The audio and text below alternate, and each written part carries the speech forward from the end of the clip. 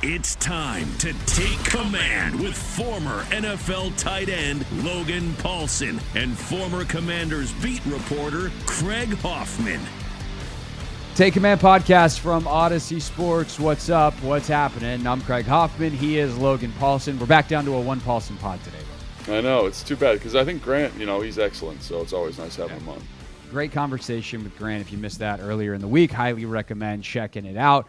As for today, kind of a free agency, are we done yet / recap here to start. And then we're going to dive into some of the mock drafts a little bit later on in the show. Some really interesting players being mocked, some guys we haven't talked about being mocked. Does that mean we think it's a bad idea or just some new guys rising up the board for whatever reason as we get a little bit closer to the draft? Actually, we're just over a month now. I think a month and a week exactly away from the draft as this comes out. So, Logan, free agency pretty much wrapped up. The first wave of it anyway.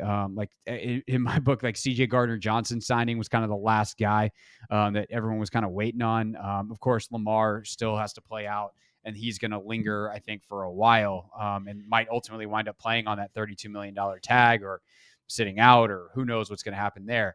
But most of the main wave of free agency is done, and the Commanders, filled some holes. They got some solid football players at positions of need.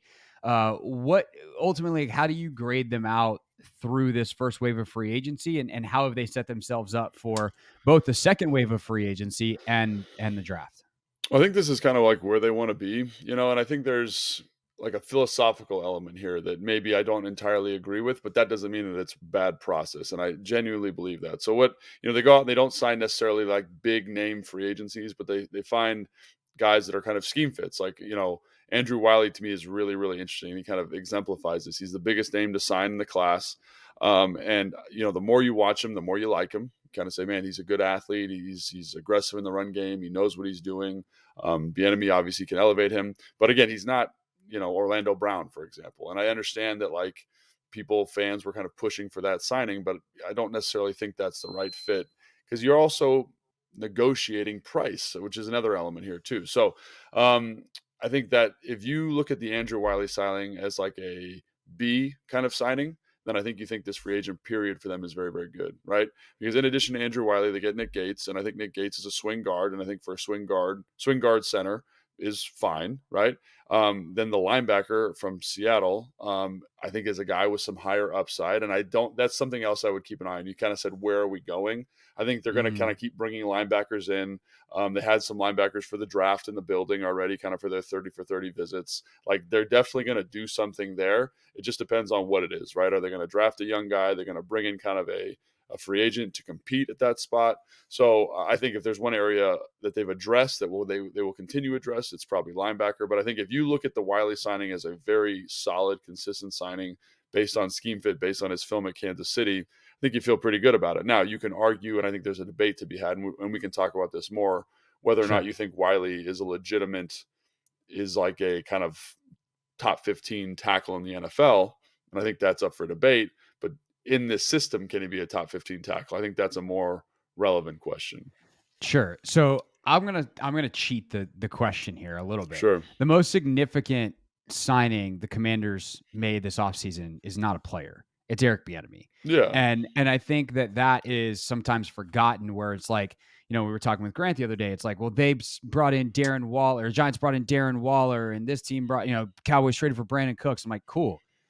The Commanders traded for a better Terry McLaurin. They traded for a better Jahan Dotson. They traded for a better everything because they significantly, as far as we know, there are the questions that we and they're only questions because we've never seen Eric Bieniemy be an OC outside of Andy Reid's scope. But based off what we know and what we think, which is, we know he's very smart, very detail oriented. We think that's going to translate well. They upgraded every offensive position, maybe even some significantly, by bringing in a new offensive coordinator. So in that way, I think it's important just to re-mention that and shape the offseason through that lens. Like they made every position better offensively because of that move. I think they upgraded at quarterback. We'll see obviously what Sam is, but Brissett is arguably the best quarterback they've had in here since Kirk. Which is Like it's crazy, but him, true. it's Yeah. him, it's Taylor, or it's if you like your 2018 pre-injury Alex Smith. Like those are the options. The wide receiver room should be better because Jahan's in his second year and Curtis and Terry, as long as they're healthy, are they're them. But Jahan was only a rookie last year, and you saw how good he was. The tight end room, I think, is still a big question. And then offensive line, we've talked about. And I still do think, something we'll talk about with the mock drafts is there's a chance that they do to Charles Leno, for instance, what the Bears did to Charles Leno, which is how they Right. acquired Charles Leno, which is they take a tackle. And they're like, this guy's our left tackle. He's better than Leno. And you move on from Charles Leno and save the cap space and maybe make another move at linebacker, at wherever in that second wave of free agency. I think defensively, like there are still definitely some questions. I like Barton's potential at linebacker. It clearly, like you said, they're trying to do some more there. One guy we haven't really talked about is Cam Dantzler, who they bring in. And like the Cam Dantzler experience is kind of summed up by one of the key plays of the Vikings season last year, where it's one of those close games where they won all of them in the regular season. And Dantzler gets beat by someone. I don't remember which game it was. Gets beat by someone, hustles his tail off, goes in, forces a fumble on the guy that had just caught the ball on him, and helps seal the game.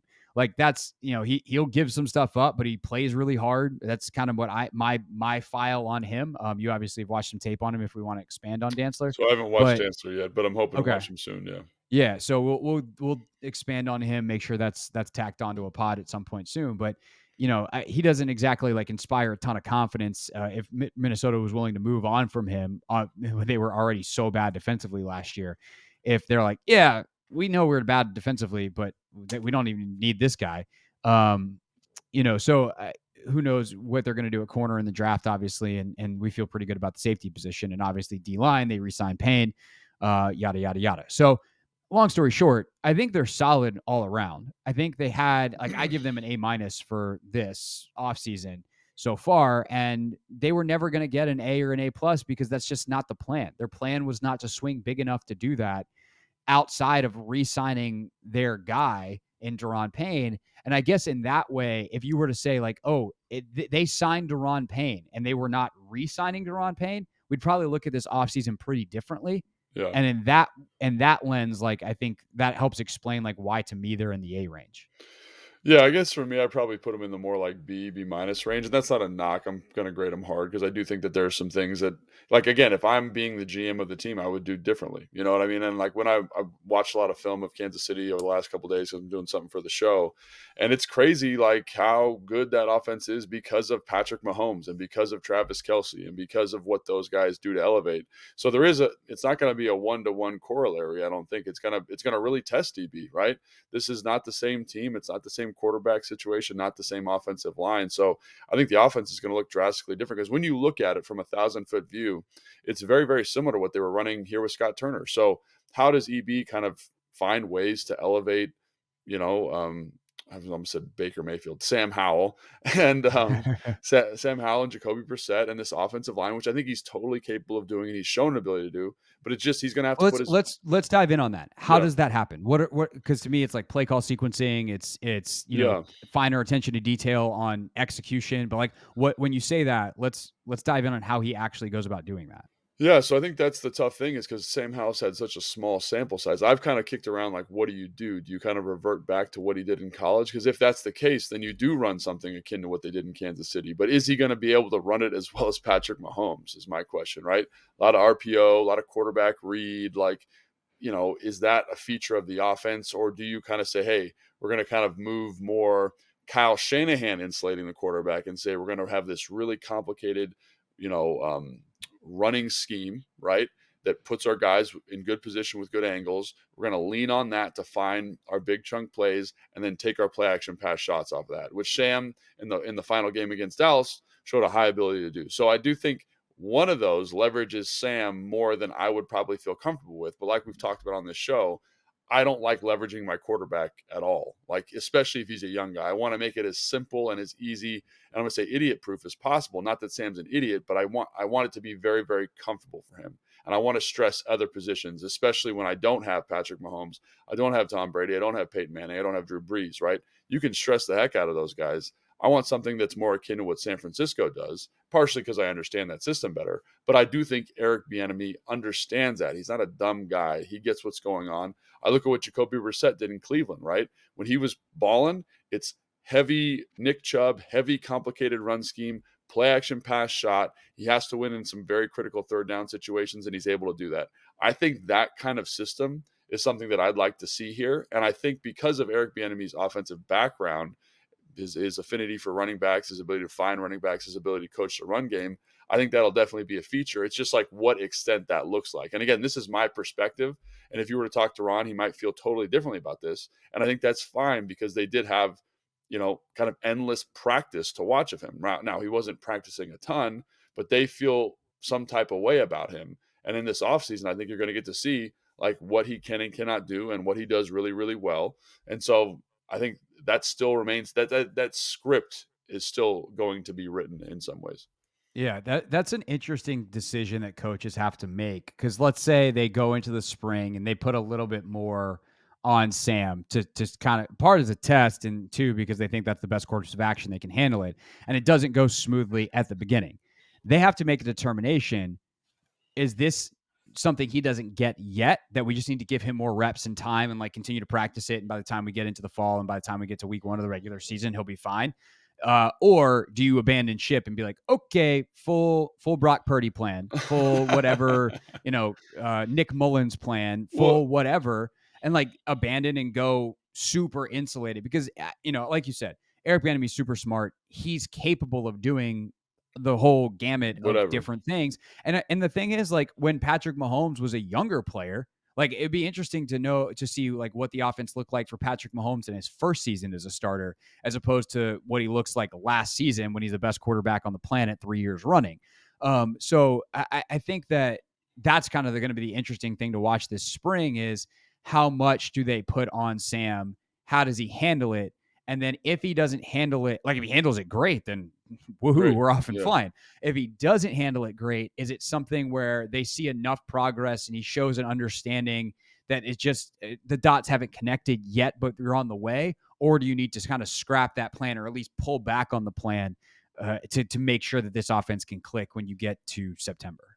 Yeah. And I think that's really I mean, that's the tough thing, right? Is because, like, when you look at the offense in Kansas City with Alex Smith there, it was heavy 13, heavy 22, fullbacks, tight ends, taking shots with Tyreek Hill, kind of biding your time, this methodical ball control offense. And that fit Alex Smith really well. And then they kind of kept elements of that when Patrick Mahomes was young, because it does insulate.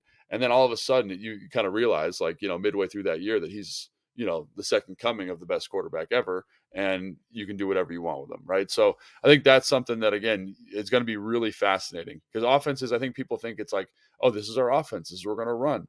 Offenses evolve like in season, in the off season, right? It's like, what do we feel good about? Oh, we really like this run because our right tackle can really do it. And then that guy gets hurt. It's like, well, we don't like this as much, right? Or the receiver runs this route really well, so we're going to really lean into that. Like Jahan running choice routes, that became a bigger feature of the offense this year because Jahan was good at it. And they didn't really have somebody who was excellent at it the way Jahan was. So, JD was that guy prior to this. So I think finding kind of what guys do well is going to be a really interesting process. And I think that's one of the reasons why a lot of coordinators I talk to say it takes a couple of years to like really feel out and build your offense. Not only because it takes guys time to learn, but because it kind of takes time. It takes the coach time to find out where guys fit. So, I think it's really compelling. I think that's one of the reasons you bring a guy like Andrew Wiley in, is so that he can feel comfortable and confident with knowing the system and kind of knowing what that skill set is. But yeah, I think that to me is going to be so fun to watch this offseason, is what is the maturation, what is the evolution of this offense. So that's something to kind of keep an eye on for sure, and something that I wish I could give you a definitive answer on, but obviously I can't, because it's still that page has not been written yet. Yeah. So that leaves us like, where are they now? What do you expect before we get into the mock drafts? Like, is there anything particular you're like, that's a draft need, that's a second wave of free agency need, or is it just whatever, however the board falls, and then you fill in the rest? Well, I think that's really interesting, and I'm glad you brought that up because I do think there's the second wave of free agency, right, which we're kind of moving into now, and I do think if they signed a linebacker there, great. I think the other kind of period of free agency that people forget about is the period directly after the draft. I mean, that's Yeah. where they were able I to guess I was considering that second, but I guess okay, it's really third, yeah, because kinda the like top guys are 3rd. off the board. Yeah, yeah, yeah. Right. And so that's where like you get a guy like Charles Leno who gets cut because they draft somebody, they think he's going to be the heir apparent, and you get a really, really good football player at a very, very good number for the team that starts. And say what you want about Charles Leno. I know the fans are not very high on him, but he's a serviceable starting left tackle. And I think that's fine. Like if you were to compare snap for snap him to Orlando Brown, which I was able to do like over the last couple of days, the difference is not as drastic as people think.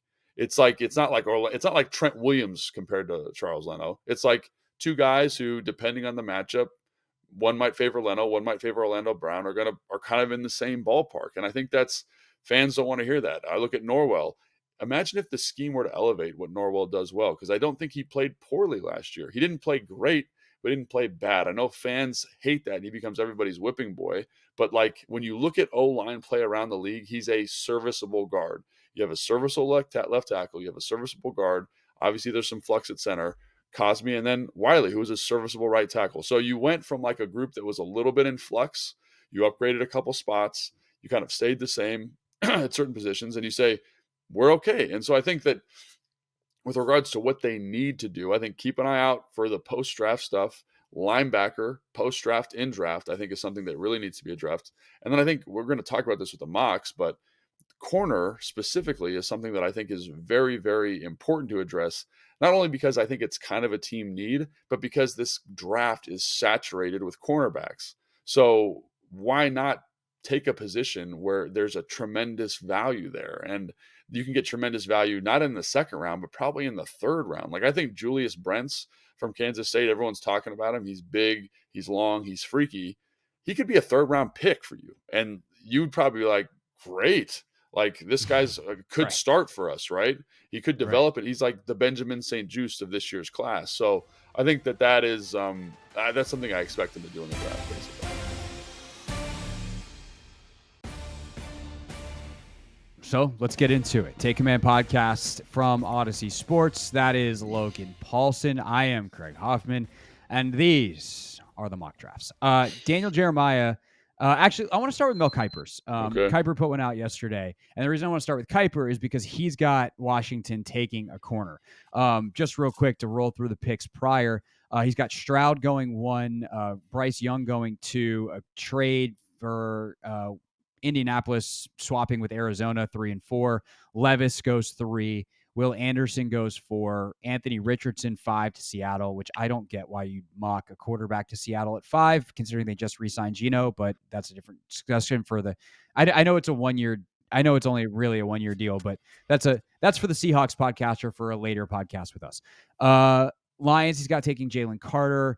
Gonzalez and Witherspoon go 7 and 8, so the two top corners off the board. Paris Johnson 9 to Chicago. Skoronski 10 to Philadelphia. Tyree Wilson to Tennessee.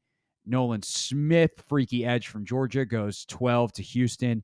Jets take Broderick Jones, so another tackle gone. Patriots take Joey Porter Jr. Lucas Van Ness goes 15 to Green Bay. And then he's got Emmanuel Forbes, the corner from Mississippi State, who weighs all of 166 pounds, but is a 4.35 guy who went toe-to-toe with a bunch of SEC receivers and held up all year and over multiple years. He's got Emmanuel Forbes going 16 to Washington. What do you make of that? So yeah, I mean, I don't know. Usually they specify in their mock drafts whether they're promoting trades. I really like. They are in that one, Kuiper, because he does a trade earlier Yeah. from 3 and 4 swapping. Right. Okay. So if I do I like Emmanuel Forbes? Yes. Do I think he's an excellent football player? Yes. Does he have the best ball production of any corner in this draft class? Yes. Is he's got this, he's 166 pounds, but he's a willing tackler. He's physical. He's got long arms. He's got good change of direction. He's a ball player. You know, he's 166 pounds. So I do think that this is a little bit high, But do I understand why Mel Kiper has him selected here? Yes. What I would say to Mel Kiper in a perfect world, and that now this is draft's kind of philosophy here, is if I'm Washington, I'm trading back out of this spot 100 out of 100. And that's not a knock on Forbes. It's just I don't know if the difference between Forbes and Deonte Banks is that big, right? Right. He's got Banks for whatever it's worth going 17 right after them Oh to wow, yeah. Pittsburgh. So he's got these corners really jacked up, and so this is something interesting. Like we're gonna get into a little bit of draft philosophy here, but Yeah, let's do it. the positions of value in this draft, I think we've mentioned this before, are cornerback, edge rusher, and offensive line to a certain extent, right? So while there are other positions of value like tight end, running back, their positional value is lower than those other groups, right? So the reason I want to bring that up is like think about if you were to draft a tight end in the first round, he would be a top 5 paid player at the position, right? Because he's just getting this, what is it? It's 15 million a year, something like that. It's a big contract number, guaranteed contract number, Well, no, not the first round pick. It's like 15 million total. right? But it's guaranteed money, right? Is that It am I is, but like mistaken? your cap hit is not Right. very high. But what I'm saying is that like that guaranteed value is like similar to some of the top guys at the position. You know what I mean? In terms of that year for that year.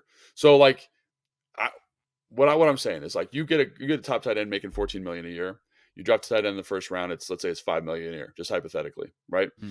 If I draft a tackle in the first round, I'm getting a tackle at 5 million a year. The top tackles in the league are getting paid 30 million a year, 25, 27 million a year. So why am I going to waste that first round selection financially on something where I get much more return for my buck on like a quarterback, on a DB, on a receiver, on an offensive lineman, on an edge rusher, right? So I think those positions, DB, edge, offensive line, are going to get inflated because positional value for them is so high. Running back, tight end should, and I think will get pushed down. So that is just kind of a philosophical kind of analytics approach to the draft. I do think that you want to get a corner in this draft. Would I be stoked if it was Emmanuel Forbes? Yes. Would I be a little disappointed if it was at 16? Probably. But I understand the selection. I would just trade back. I think you can get good players later in the round. Tyreek Stevenson from Miami is a good football player. I can't there's a million of them. But what I'm saying is like trade back, add more picks later in the draft. And that's another thing. Is this draft worth trading back in? That's something I want to bring up to you because a lot of people say they're having a hard time filling out their top 80 or top 90 spots. So if I trade back, am I getting someone who's really going to be a game changer for me offensively or defensively? I don't know. But do I like the pick? Yes. Do I like the approach? Yes. Do I like the positional value? Yes. Is Emmanuel Forbes going to go that high based on stuff I've been reading? I don't think so. But do I like the player? Do I like the philosophy? Do I like the approach? Yes. Yeah. I'm trying to remember back because in all my draft prep last year, I don't remember ever seeing Jahan Dotson as high as the Commanders ultimately took him. Right. So and so it feels a little like that, where it's like, okay, this guy's a little undersized. He doesn't necessarily fit what you'd expect to be the 16th pick at a wide receiver. And turns out he's freaking awesome. And if that's Emmanuel Forbes, sweet. Sign me up. Is he a slight overdraft at 16, potentially based off with the league? Like, could you have traded back a couple of spots? Yeah, but I'd rather slightly overpay, if you will, in this situation than completely miss the player. Like this isn't, this is now on top of mind because I talked about it heavy on the radio show yesterday. The amount you're going to have to overpay to get Lamar Jackson out of Baltimore is not worth the overpay. Right. The amount of overdraft you might have to take to draft a guy like Emmanuel Forbes 4 picks higher than he probably should go, I don't care about that. as opposed to not having him, is worth it. If you think he's your guy, right? Which again, I Right. don't know what they think. And that was the thing about Jahan. I remember talking to a couple of receivers coaches around the league and before the draft last year, and it was very apparent to me that the league was higher on Jahan than the media was on Jahan. Right? They liked what he did. They liked how he caught the ball. They liked his route running acumen. He was just ready to go. And so I think I haven't done my DB stuff yet in terms of talking to coaches, but I would imagine that the stuff he brings is very, very valuable, regardless of size. So could he get pumped up like this? Absolutely, especially if there's a run on corners like there was in this draft, right? Because he had Joey Porter Jr. going. He's got the top two going 7 and 8, and then Joey Porter Jr. going 14. Where'd he go? 14. Somewhere in that between 14 to New England. Yeah. 14. So, if there's a little bit of a run and you're feeling a little bit froggy, like why not? But I do think, like when I talk to analytics people about the draft this year, if you're taking a corner at 16, they think it's kind of foolish because there's a whole bunch of guys with really high grades, starting caliber grades. So if you can trade back, right? And we talked about already how if you trade back, you're still in that second tier of cornerbacks, which I think Emmanuel Forbes is in. I think he's the top end of that second tier. So I like the pick at 16. But I would also say that you trade back and now you're in that kind of second wave of offensive tackle too, which again is a very high Right. position of value. So I think that's kind of where I would edge in this situation. But, like you said, if you're drafting a guy that you love at 16 as opposed to 20 and you get the guy that you want, then that's the right move. Interestingly enough, Banks is the last corner he has going in the first, which is where which is right after at 17 So to no more Pittsburgh. corners, huh? No more corners in the first. So Can you just read the rest of it? Just yeah. So Banks at 17 to Pittsburgh, Michael Mayer to the Lions at 18, Darnell Wright 19 to the Bucks, Smith and Jigba to Seattle at 20, Dalton Kincaid 21 to the Chargers, Zay Flowers 22 to the Ravens, which just feels like a super Ravensy pick, by the way. Zay Flowers. Everyone loves Zay Flowers. Everyone's like, good. he's awesome. He's a good football player. And then he's going to go to Baltimore and be very good. Or he'll go to Baltimore and stink because the Ravens are bad at receiver. Vikings take Quentin Johnson, wide receiver out of TCU, kind of an Adam Thielen replacement. Will McDonald, the fourth defensive end, Iowa State, to Jacksonville at 24. Jordan Addison, 25. Giants have taken so many receivers out of Southern Cal over the years. Cowboys take Adebawore, defensive end out of Northwestern, at 26. Yeah. Bijan Robinson, 27 to Buffalo, who's a super interesting guy in this draft. Darnell Washington, the freaky tight end out of Georgia, goes 28 to Cincinnati. Brian Brees. Yeah, sorry, Brian. He goes to New Orleans, which, by the way, that pick is New Orleans via Denver, Miami, San Francisco. The pick has been traded a lot. Philadelphia takes the DT out of Pittsburgh, and then Andike Uzoma, the D end out of Kansas State, to Kansas City at 31. Yeah. So that's that. So that feels like the second half of that feels right. Now, yeah. You could get into maybe a corner bumps in, maybe a tackle, maybe like a DeJuan Jones, maybe like an Anton Harrison bumps in there and kicks one of those guys out. But those names are going to get drafted in the top 50 picks, most likely, unless something crazy comes out. So you feel good about that positioning. But that's interesting that no more corners made it in. But I kind of feel I don't disagree with him in terms of the ranking of his cornerbacks. And I really like Emmanuel Forbes. So if he's here as a football player next year, I'm gonna be pretty stoked about that. Yeah. All right. Let's switch over to Daniel Jeremiah's mock, which is one. I hate we do this a segment, pick, by the way. Yeah, there's a lot of picks in this one that I'm not super fond of. We do a segment on the radio now called Mock the Mock. This one was pretty easy to make fun of. Right. There's just a lot of now. It doesn't help DJ, who I like, by the way. I think he's very good. DJ's awesome. And super nice guy. But he does not have any trades in this mock, so that does hurt the ability to look like a genius, I think, on your mocks, because sometimes you're like, that is a terrible pick. They should definitely trade out, and it's not an option for him. So he's got Bryce Young going to Carolina at 1, Stroud going 2 to Houston, Will Anderson 3 to Arizona. That seems very correct.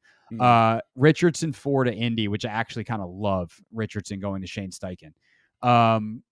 5, Jalen Carter. 6, Devin Witherspoon to the Lions. Tyree Wilson goes 7 to Las Vegas. Gonzalez goes 8 to the Falcons. 9, Skoronski to Chicago. Peter Skoronski just sounds like a Chicago Bear. Doesn't it? I mean, what a name. Yeah. Lucas Van Ness to Philly, which doesn't make a ton of sense. That's their philosophy, though. Like, I can see that happening. 11, Tennessee. He's got Jackson Smith and Jigba, which seems way high. It does seem high. But if he's your best receiver, okay, we'll talk about that in a second. I'll make a note of that. 11. Go ahead. 12, Houston, Miles Murphy from Clemson. 13, Nolan Smith goes to the Jets. 14, Bijan Robinson goes to the Patriots, running back. Paris Johnson goes 15 to Green Bay. And then Dalton Kincaid goes 16 to Washington. Let's just talk about that pick first. And then I want to talk about at least one other player who's still on the board that if Washington winds up in this situation, super interesting decision to make. But what about Kincaid? Yeah, so I'm a tight end. I love tight ends. I think it's one of the best mismatched positions in football, but I hate this pick. I hate picking a tight end in the first round. And I just think the precedent, the history set by the position recently is that first round tight ends don't necessarily lead to first round production, right? Rob Gronkowski, Hernandez, all later round picks, Gates, later round pick, like George Kittle, Darren Waller, Travis Kelce, right? They're all later round picks. And again, I think it's just a really hard position to evaluate. And I also think it's a position that is so scheme dependent, much like linebacker defensively. And people say, oh, well, Eric Bieniemy had a great tight end in Kansas City. He needs a great tight end here. I don't necessarily see that as a huge need. I think Logan Thomas, I think the guys they have here are very traits driven. I think they had, I think based on positional value, based on scheme fit, based on the value of other positions still on the board, I would be shocked if they did this. Shocked. And not only that, this is not a knock on Dalton Kincaid. He's basically like a big slot receiver. So you have a guy in Jahan or Curtis Samuels who's going to do that for you anyway. So you're going to take one of those guys off the field to put Dalton Kincaid on the field because he cannot, while I think he's a willing blocker, he's not overly physical, right? So is he twitchy enough? Is he dynamic enough to kind of make these plays? He reminds me a little bit of Hunter Henry, kind of that vibe, not overly twitchy, but kind of savvy and has enough twitch to kind of say, well, maybe. So I don't know. I just think that's I think it's really high for him.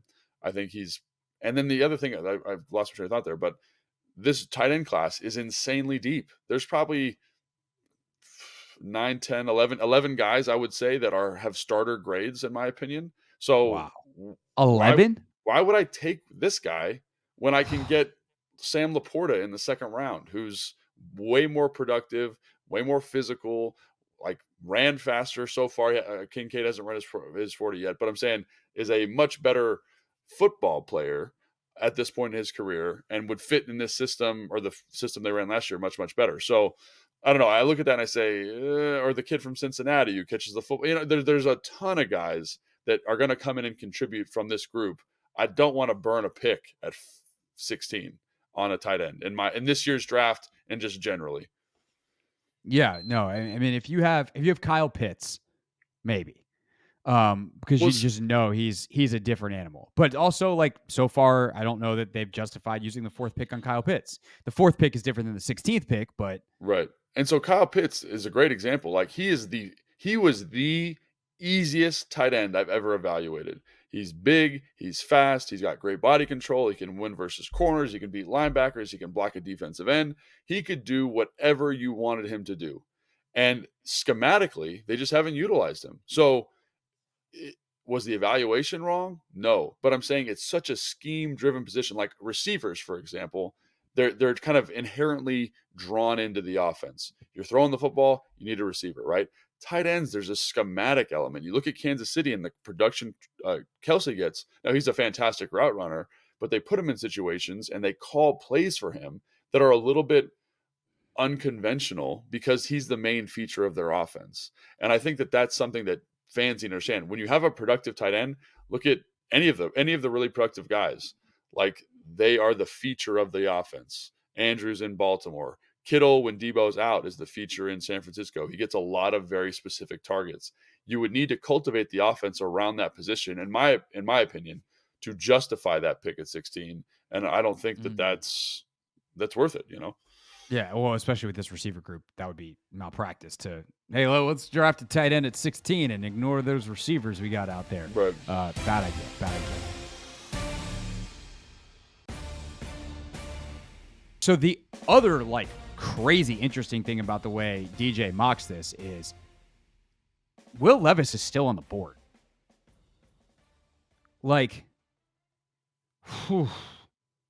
Like if all of a sudden you're sitting at 16 and Will Levis, one of the top 4 quarterbacks in this class, who some people have as a top 3 pick, is on the board, and you are about to enter this season with Sam Howell and Jacoby Brissett, do you consider taking Will Levis? Like, obviously, if a team wants to trade up for Will Levis, that seems like a great option here. But would you consider taking Will Levis?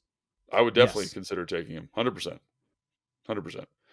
And the other thing is, if he's there, I'm definitely going to trade back because I know Tampa Bay is going to try to trade up and get him. That's So who he's got. He's got Tampa taking him at 19.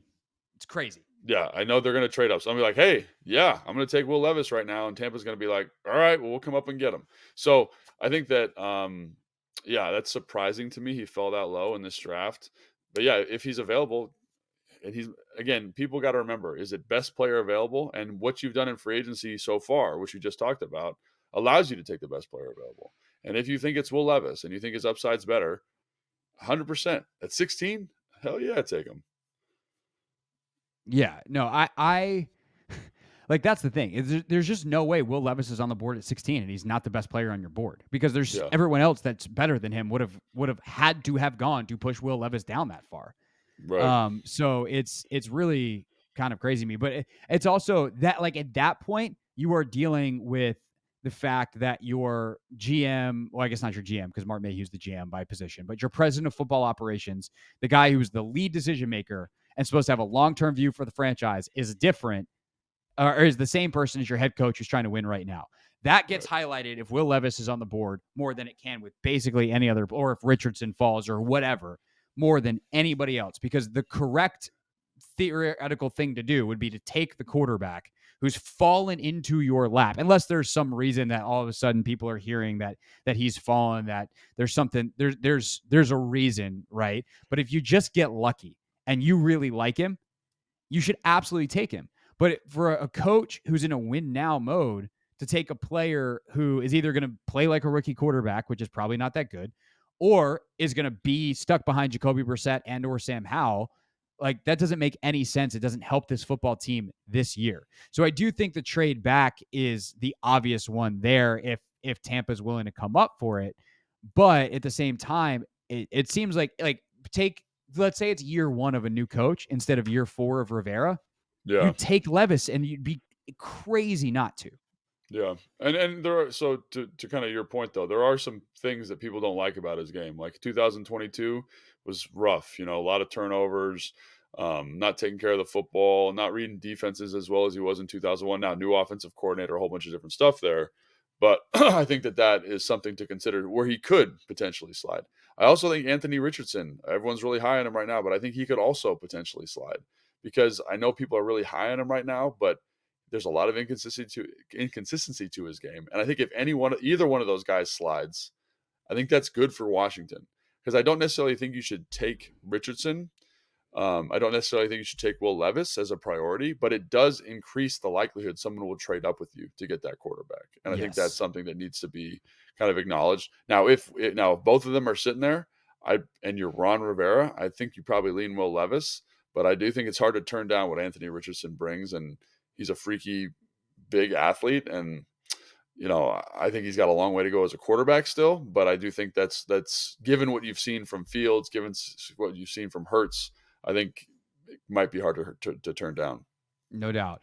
All right, so to finish out DJ's mock, and then I'll pull up the latest one from McShay too. His is a little bit older, but still interesting to look at.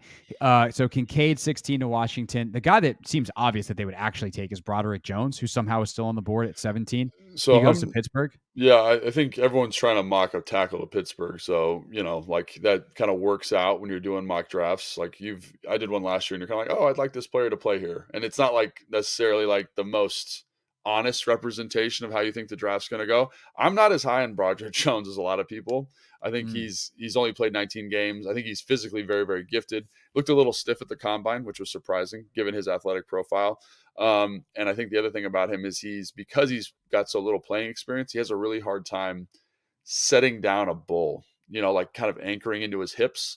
And it gets me a little concerned versus big boy pass rushers. So I could definitely see him kind of going on a little bit of a skid. The coaching staff here might not. Again, what do they think? What's their evaluation like on him? Right. Because that's a big deal. If they don't love him, don't take him. You know what I mean? Don't take that guy. And I personally, like, if you want a guy to play left, he's one of 3 guys in the draft. Like the guy. So we should talk about this too real quick. So for Okay. tackles specifically, guys who can play left tackle are generally overvalued. So Paris Johnson, Skoronski, Broderick Jones, Anton Harrison will be overvalued in this draft. I personally think the guys with better, not outside of Skoronski, and outside of Skoronski for sure, but Paris, Matthew Broderick, DeJuan Jones, Darnell Wright, those guys, they probably have better college film, like, kind of whatever, but they only play right tackle. So they are going to be devalued a little bit. So those guys will be available later in the draft, while those other guys, I think, like everyone, no one's talking about Anton Harrison, but Anton Harrison is a guy that you talk around the league and everyone says can play left tackle. And if they say that to you, that means they think very highly of them, and it's someone that is going to go higher than people think. So that's something to keep in mind with that group. Definitely. All right. So Cansey, 18 to Detroit. Damn. Levis goes 19 to Tampa. Addison to Seattle. Zay Flowers to the Chargers. Joey Porter Jr. to the Ravens. Hendon Hooker to the Vikings, which makes no sense to me. He's high on him. I've read some of the stuff he's written about Hendon Hooker. He's very, very high on Hendon Hooker. Like when you That's read great. He's 25 years old. But I think his argument, which in this thing that I read from Daniel Jeremiah, basically said that he, with the longevity of quarterbacks getting pushed out because of how they're protecting them, he could start till he's 35 potentially. So you could have a 10-year starter. Do you agree with him? I don't know, but it is the reasoning is there for sure. But like, I don't necessarily want to sign my quarterback to his first big money contract, aka his second contract, when he's 30. Yeah, I know. I get it, but I'm just saying, like, that's the way also the league's going. I get it. My thing with the older guys is always this: if you're 25 and you can't kick the crap out of college kids, you're not good at all. Yeah. Like, so if you're an NFL player, like not even a good one, if you're an NFL player and you're playing in college at the age of 25, you should be awesome. Now, that doesn't mean that you can't play NFL football necessarily, but it just, like, the chances that you're going to be really good and like worth a first round pick to me, no thanks. And by the way, he's not starting this year. Because the and ACL. Maybe Minnesota can, kind of afford that, I guess, because their roster's pretty good. But like, if I'm Minnesota, I'm trying to take someone defensively, especially who can start for me this year, not someone who's going to make his first career start when he's 26 years old next year after sitting a year behind Kirk Cousins. I hate that pick. But I do think teams like Seattle with the Anthony Richardson pick on Mel Kiper's mock are interesting teams, because you can take a guy like Hooker, you can take a guy like Richardson and say, here's the Patrick Mahomes treatment. And I think for both of those guys, that's probably a good situation. So would I be surprised if they picked a quarterback in the first round? Yes. Would I be surprised if they picked a quarterback in the second round? No. But when you talk to like analytics people, this is interesting too, analytics stuff.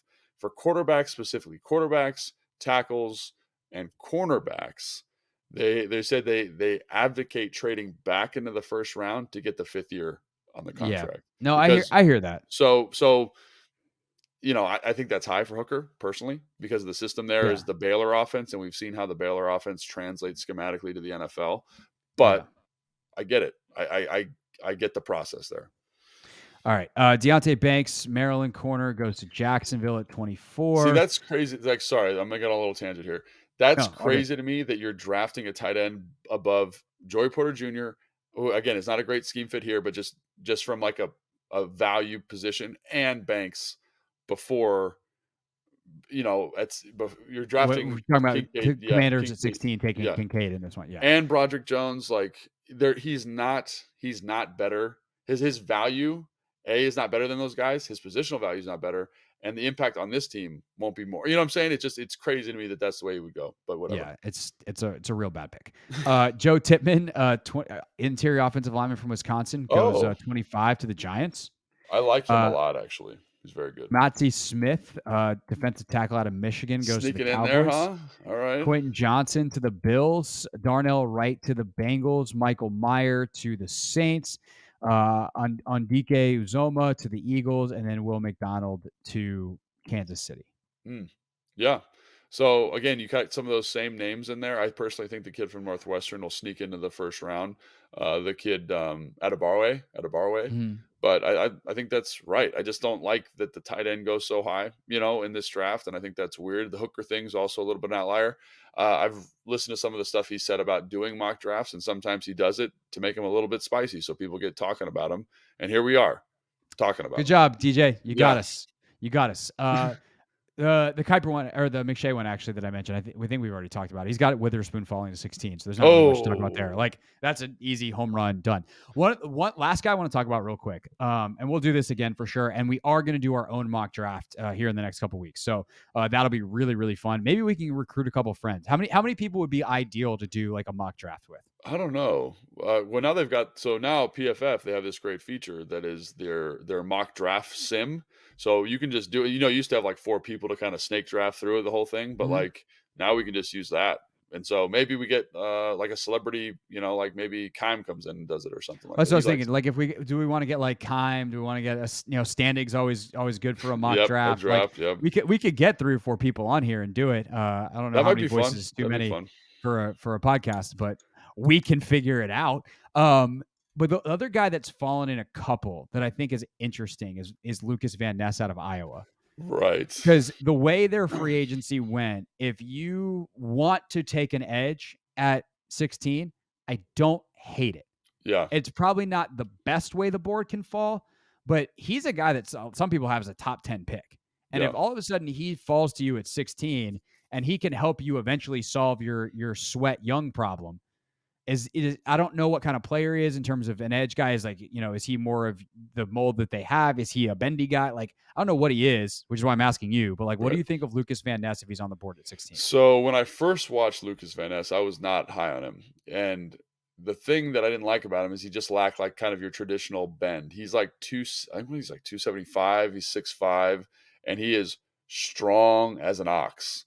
I get like strong, like Justin Smith vibes from Oh wow, yeah, San Francisco back in the day. he's just an ox. You know what I mean? He's just a big, strong dude that delivers power in a way that is very unique to this class.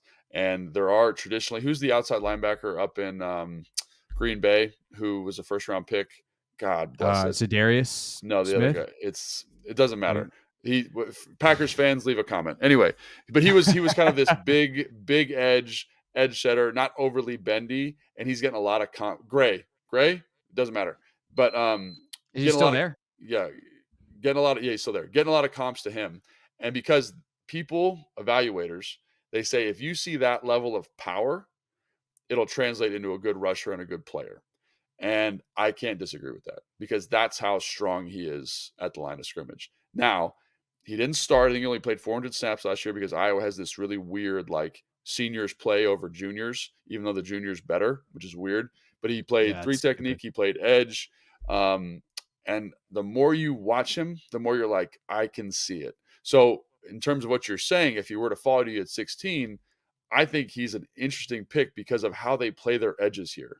They, like, think about it. They've just invested all this money in Payne and Allen, right? You have Montez Sweat, who's one of the best edge setters in the NFL. You put Lucas Van Ness on the other side as a rotational piece who is murdering tight ends and murdering tackles. Like, where is that offense going to run? They're going to run right into the teeth of the best part of you. So the more I thought about it, the more I was like, he's not a great bendy guy, but because of that just raw horsepower, again, and because of the Payne contract, I don't hate that pick at 16. Would you rather Miles Murphy or Tyree Wilson fall? That's a really good question because I think Like, once you get away from Will Anderson, who's the edge you want to fall? Because Anderson's not falling. So Tyree Wilson to me reminds me a lot of Trayvon Walker from last year. He's very raw, very like athletic, very bendy, long armed, kind of like built in a lab type of player. But the film is just a tick below what you'd expect, right? And Van Ness, to his credit, plays like an absolute psychopath all the time, and I like that a lot. So I think he has the highest chance to fall because, again, the bend not there, but he plays hard, can be a good player. Like, is he going to have the ceiling as a Tyree Wilson? No, but I don't think his floor is the same. And then Miles Murphy, I know I've talked to some guys around the league about him. I think he's going to slip a little bit. I think people are a little disappointed with his 2022 because everyone said he is going to play with the power that Lucas Van Ness is going to play with, and Lucas Van Ness blows his power out of the water in 2022. And so in 2021, there are flashes of that, but it didn't develop the way people thought.